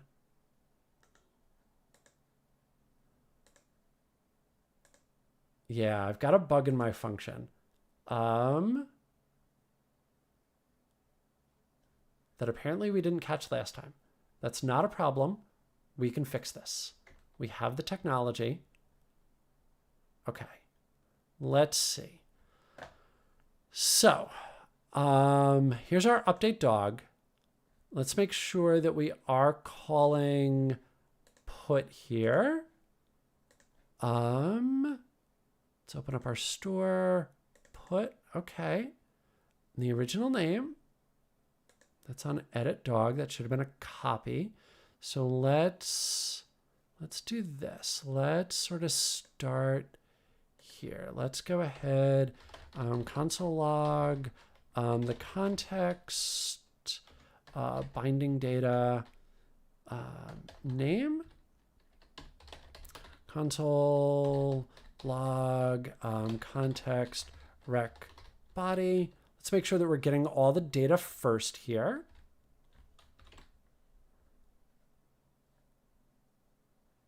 Okay, let's see. So now come back over here, bloop, and save. Let's see what happened. Oh, interesting.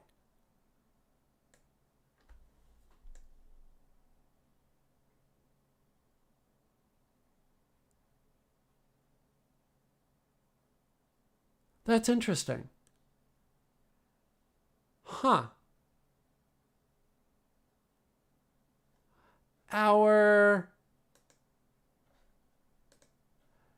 edit dog here is still showing the prior value, even though we used, didn't we use a spread operator? We did.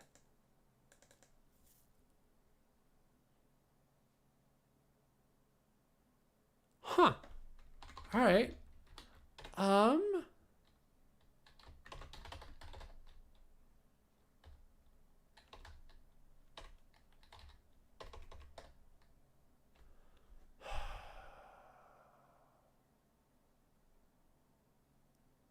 Yeah, I lost the original name, even though I'm using a spread operator, which is not the way that that's supposed to work.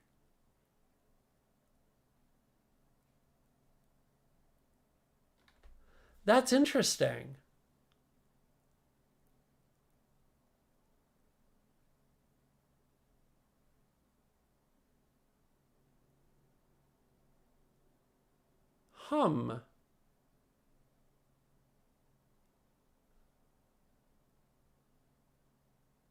That's interesting. Okay. Let me do this. Let me do it up here. Bloop. Boom, boom, boom. Okay. Let's see. Let's try that. Now, let's do this again. View.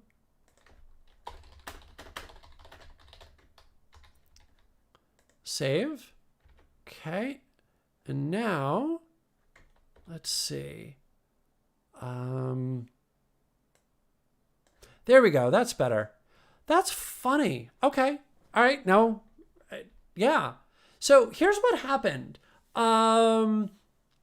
This now works. And I can prove that now. Let me go back into my database here. MongoDB. Bloop, bloop. There we go. Yeah, see, now it's updated inside my database. So here's what happened. What we needed is we needed the original name. And so the way that this was the way that this was working is when you clicked on an item, let's just take this one here. When you clicked on an item, it's being passed in by using a parameter, and we were locally calling it edit dog. Now, the challenge that we ran into here is, even though this is passing by val, it's passing by copy, what it was doing is it was passing the reference to the object. And so as a result, when I was editing that here, it was editing edit dog. So it was actually editing it on that, which is not what I wanted. I wanted to keep track of the original item. So what I needed to do was to make sure that we were passing in a full copy here. And so the way that I did that is by adding in the spread operator there. So that is now putting in the full copy. So that's what went sideways on me. So there is that. Cool. All right. So I apologize for that little bit of clunkiness and the bug there. But I'm kind of glad that we discovered that, because now, we'll know to make sure that when we're passing in parameter objects that we're putting in a copy by using that spread operator. So that's what that's doing for us there. So cool. All right. Well, I know Carlos is still watching. I don't know if anybody else is still watching, but I think that's going to do it here. I think what I'm going to do, where's my goals here? So what we did is we certainly did migrate our structure over to Vue. We did that. We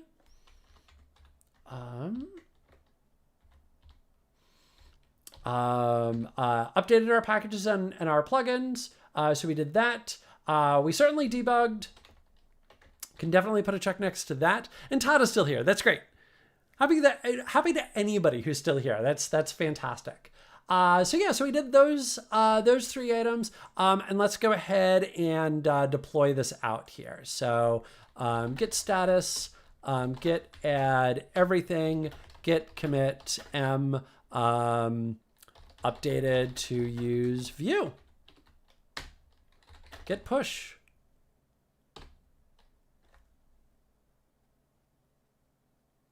There we go. And now that's deployed out. So there is that.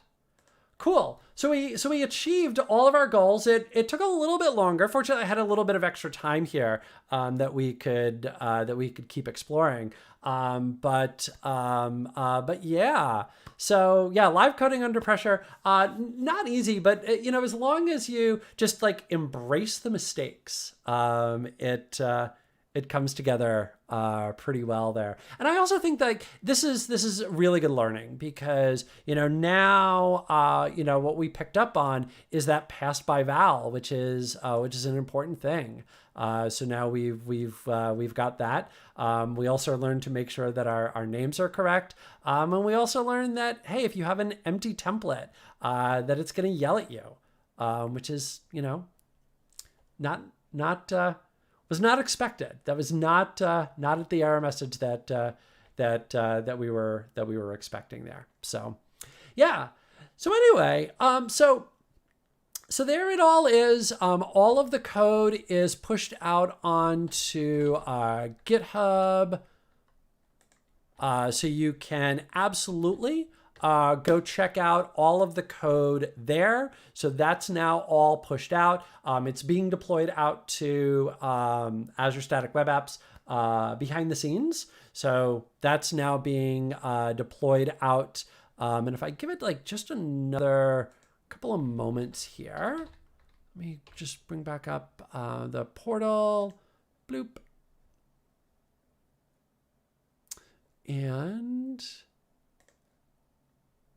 yeah, never forget an empty template. Yeah, see, it's those types of things that make the difference. Okay, so it's still showing the old version. It's still in the midst of doing the deployment here. Where's my GitHub? There it is. Yeah, it's still in the middle of doing our deployment. So once that's finished, then it'll be live. So yeah. So that's going to do it for today. First of all, it just finished. How about that for timing? There we go. Cool.